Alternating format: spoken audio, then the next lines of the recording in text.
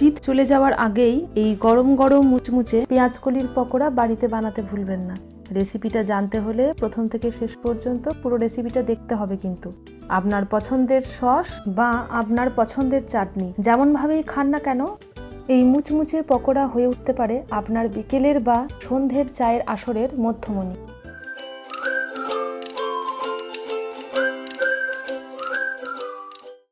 তবে চলুন রেসিপিটা দেখে নেওয়া যাক। আমি এই রেসিপির জন্য নিয়েছি সবুজ পেঁয়াজকলি। সবুজ পেঁয়াজকলির পুরো অংশটাই নেবেন, পেঁয়াজ অংশ এবং সবুজ অংশটা। কেমনভাবে কাটবেন সেটা একটু দেখে নেওয়া যাক।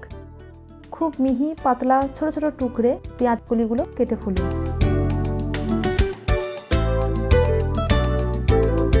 ভালো করে কাটা হয়ে গেলে পেঁয়াজকলিগুলো আলাদা করে সরিয়ে রাখুন।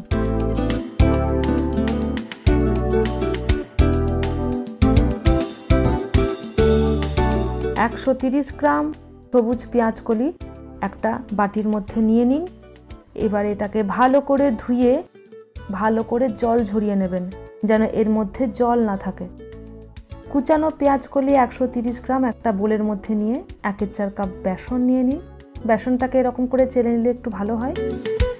এবারে ছোট চামচের 1 চামচ কুচানো রসুন, হাফ চামচ কুচানো আদা আর বড় চামচের 1 চামচ কুচানো ধনেপাতা আর আপনার স্বাদ মতন লঙ্কা কুচি এর সাথে যোগ করুন।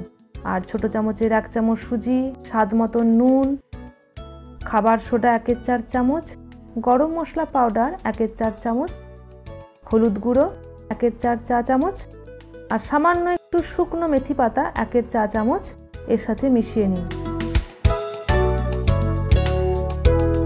আবার 1/4 কাপ বেসন এর সাথে যোগ করুন।